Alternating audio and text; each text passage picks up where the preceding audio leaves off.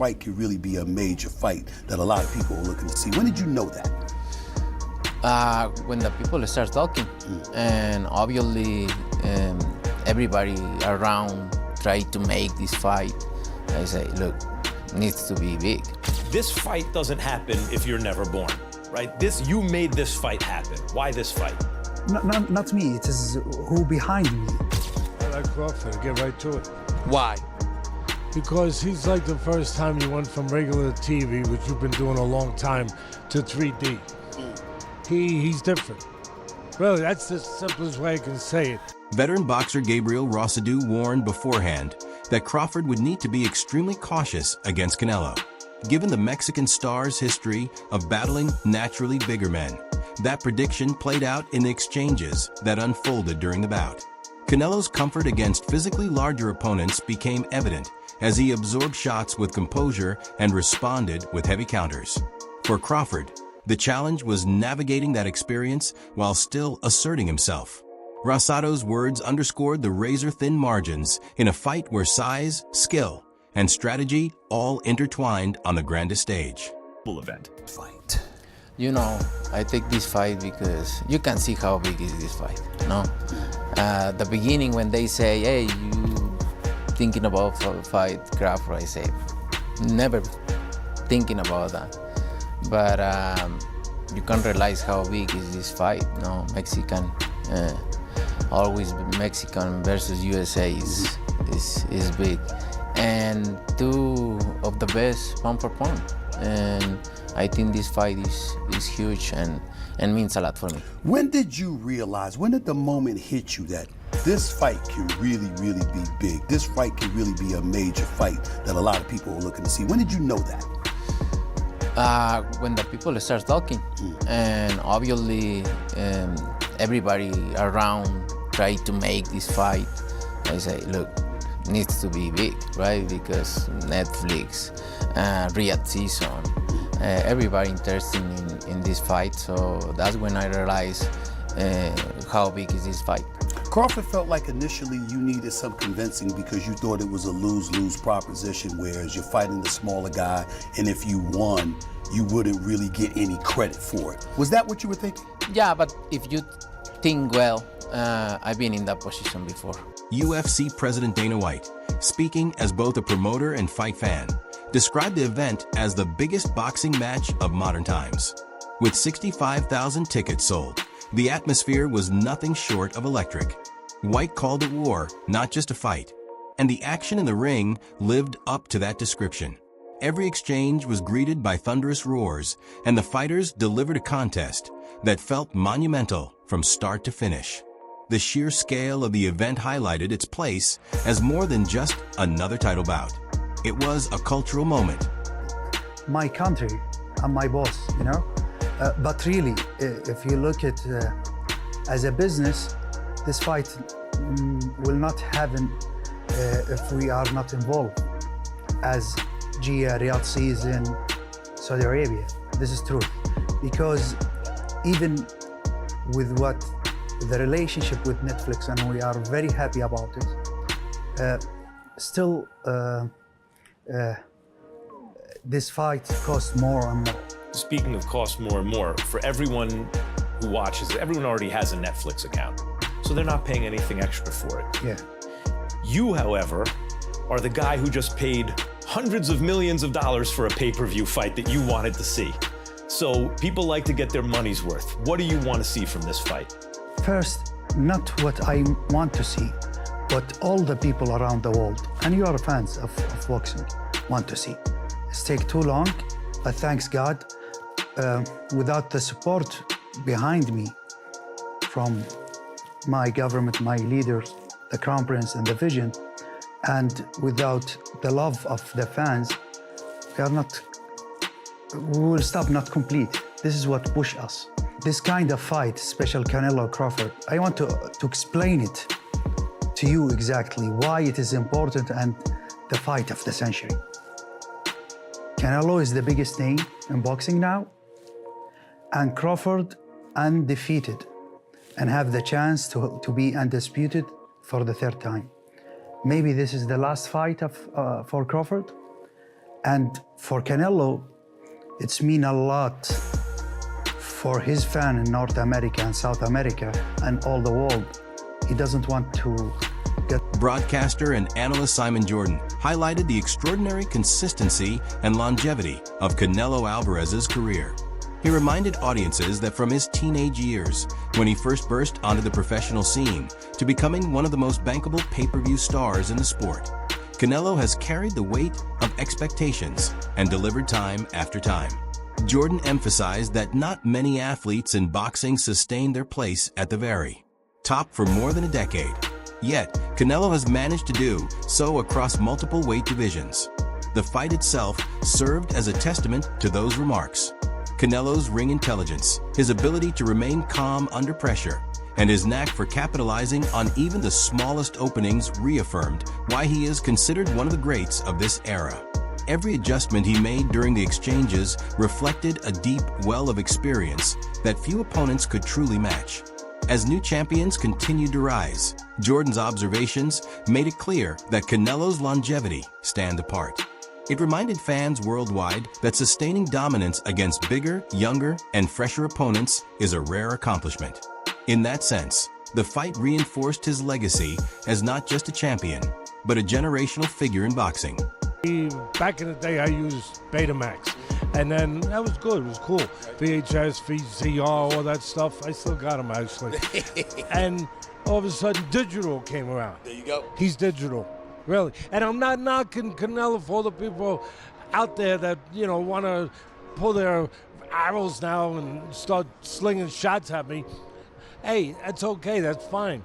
But I'm not knocking him. He's a good, solid guy. He's Good, tremendous. solid guy. He's 63-2, Teddy, and has never been knocked out. And this guy Wait, that's what's fighting his him is record? moving up. What's- 63-2. Wait, what's his record? 63-2. By who's accounting? What do you mean by who's accounting? What are you trying to say? That's what he am I said. trying to say? There's a couple fights there that you might be able to argue there. Just a little bit. Okay. Starting with Triple G. Just a little bit. A little bit, you know?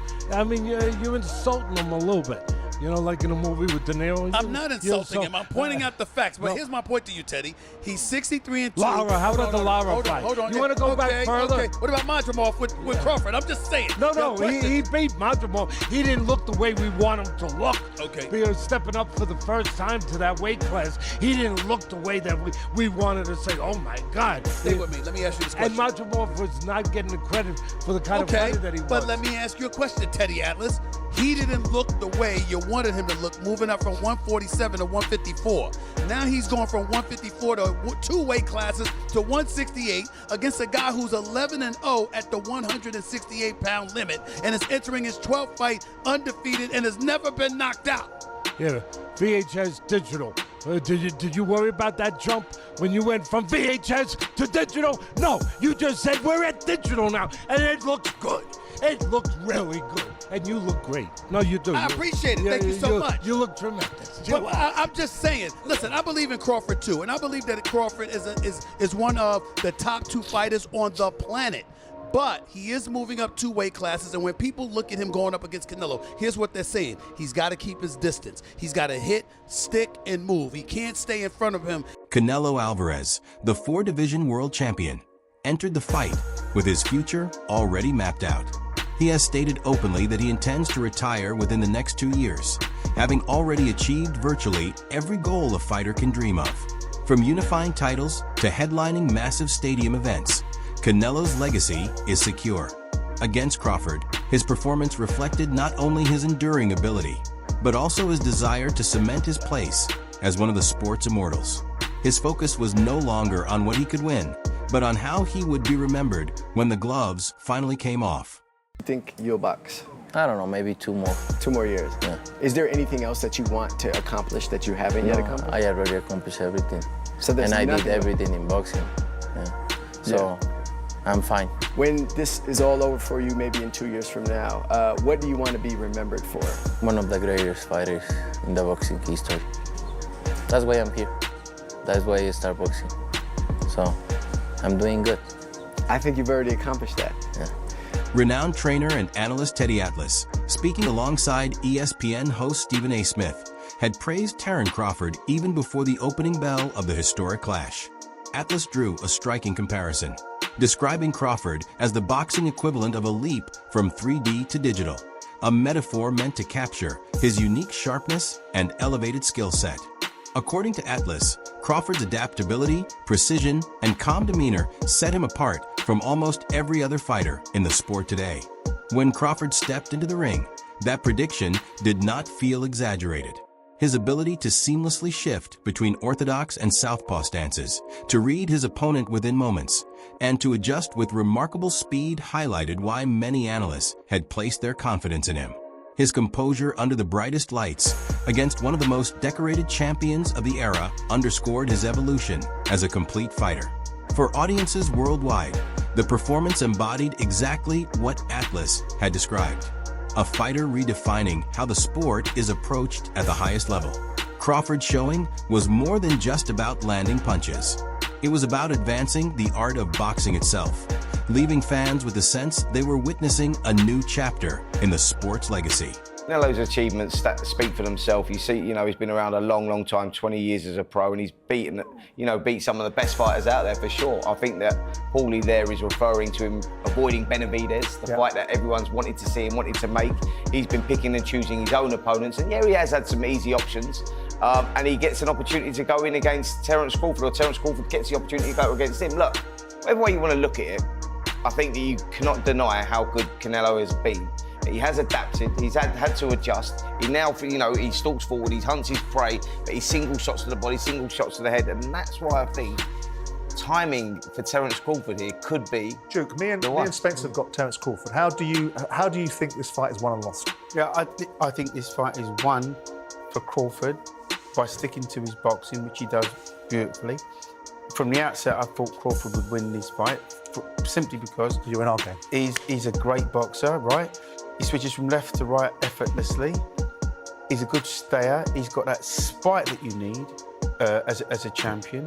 What he's done has been done before, albeit many, many moons ago with Sugar Ray Leonard, when he moved up and boxed Donnie Lalonde from welterweight to super middleweight, but he stopped off in between that and boxed Marvelous Marvin Hagler. So that's probably a harder route even still, but I feel that it's a stone difference. It's not really that much, not when you look at the bigger picture. The stone in weight is a lot of weight, of course it is. And sometimes you don't even want to give away a pound in weight, but the fact that he's putting on a stone of pure muscle. Saudi advisor and chairman Turki Al-Sheikh explained after the fight that the event was not just about boxing, but about creating a once-in-a-lifetime spectacle. He emphasized how precious it was for fans, especially with the possibility that this could be Terence Crawford's final appearance on such a stage. For Turki, hosting the bout in front of a global audience carried deep meaning, as it showcased two legends at the height of their craft, while also preserving a piece of boxing history that people will treasure for generations. All I care about as the promoter of this event is that it's a good fight. Over 65,000 people are coming in for this fight live. Who knows how many are going to tune in around the world on Netflix, but what I want is when it's over, everybody turns off the TV or walks out of the arena and goes, I'm so glad I came to this fight. That was a war. I mean, I could sit here for an hour and break down the fight, both ways for both guys. But what I truly believe is, because Crawford's moving up in weight and this legacy thing is so important to him, he's going to come at Canelo. And you know how Canelo is a counterpuncher and hits hard, and I think it's going to be a war. The clash between Terence Crawford and Canelo Alvarez turned into a spectacle that lived up to its billing. Canelo himself admitted the fight was simply too big to ignore. After initially turning down the offer, the massive interest surrounding it made the bout feel historic, as fans across the world tuned in to witness two great champions share the ring. The atmosphere proved this was more than a fight. It was a global event. Now legendary sparring session with Boots Ennis and Canelo Alvarez, all right? In looking at the footage we have, they show their feet. They don't really show much, and that's good, right? Whatever happens in sparring stays in sparring. You don't want too much revealed. But I think, you can pull something from the footage. Like, post-sparring session, you can just see how friendly Canelo Alvarez and Boots Ennis are. You? Yeah, appreciate you. Yeah. Oh, thank you. Yeah. Appreciate it. Almost there. Yeah. Almost time. Yeah. It's mutual respect. You can just see, you know, and it just feels like Boots gave Canelo some good work. I think if Boots didn't, I think Canelo wouldn't respect him as much. I think Canelo would be like, get out of here. I mean, they couldn't even leave the gym. They kept saying bye to each other over and over and over again like it was a bromance. Who say he needs some rounds? Huh? Who? Yeah, he's gonna come back and do some work. Oh, yeah? You know what? I'll see you tomorrow. And Mark, if they're scared, they're more faster.